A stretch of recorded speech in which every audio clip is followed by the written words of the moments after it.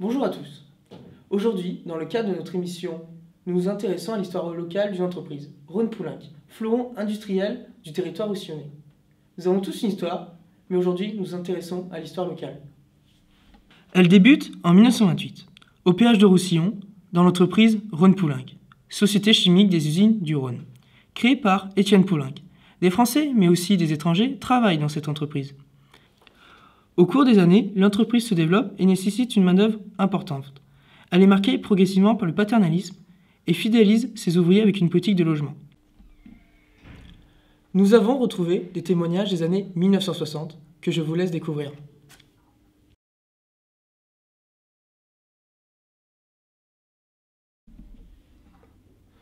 Je suis arrivé en France à l'âge de 10 ans en 1950 à cause du chômage et de la misère au Portugal.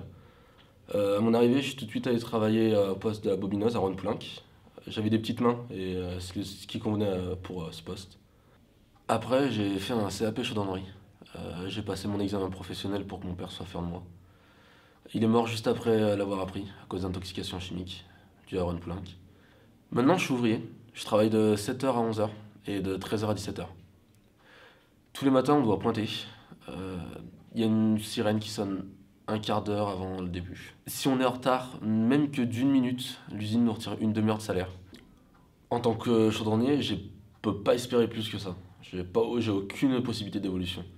Et vu que j'ai pas simplement envie de que manger, hein, j'aimerais quand même avoir une meilleure vie, je travaille à côté pour des agriculteurs, légalement.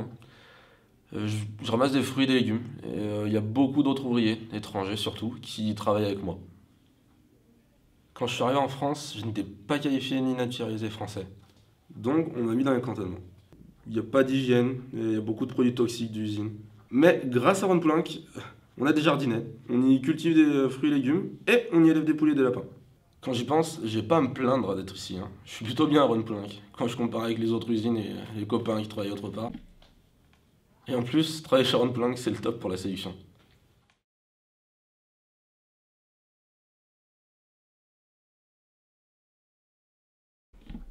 Je m'appelle Carmen Lopez, j'ai 29 ans, donc je suis arrivée en France il y a 7 ans avec mon mari et mes 4 enfants. On a fui la misère en Espagne parce que on a vécu des choses vraiment affreuses, on ne pensait jamais s'en sortir. Et quand on est arrivé en France, on a été très bien accueillis par les membres du cantonnement. On a été vraiment soutenus, épaulés, et ça fait vraiment du bien d'avoir des personnes comme ça. Donc comment s'organise ma journée? C'est tout simple, hein. Tout d'abord, mon mari part travailler à l'usine Rhône-Poulenc à bicyclette. Ensuite, je prends en charge la vie de famille, donc je m'occupe de mes enfants, je leur fais le petit déjeuner, je les prépare pour qu'ils aillent à l'école donc en bus. Et puis après, je prépare le repas, donc qui est souvent à base de légumes et de patates, puisqu'on a un jardin juste à côté, donc autant en profiter, hein. Et puis la viande et le poisson sont réservés uniquement pour le week-end. Donc la vie dans les cantonnements, elle est très agréable, hein, puisque même s'il y a des conditions de vie difficiles, il y a toujours une solidarité, une entraide entre nous. D'ailleurs, on se réunit entre Espagnols des fois, on fait la fête, donc ça rappelle de bons moments, c'est vraiment super bien. Et puis, il y a au niveau de la solidarité, comme par exemple la semaine dernière, ma voisine est tombée malade, donc du coup c'est moi qui suis allée faire le manger pour sa famille. Et voilà, on essaye de toutes s'entraider et c'est vraiment bien. En ce qui concerne les activités, on a un CE vraiment super, hein. Il nous permet de faire beaucoup d'activités. Donc, comme mon mari et mes enfants, par exemple, ils font du foot. Donc, ils sont très contents, hein. Ils rencontrent de nombreuses personnes. Et puis, ça met aussi à disposition des colonies de vacances pour les enfants. Alors là, ils sont aux anges, mes enfants. Ils sont totalement ravis. Ils ont le sourire dès qu'ils reviennent, ils m'en parlent tout le temps. Ils veulent tout le temps y retourner. C'est vraiment super génial pour eux.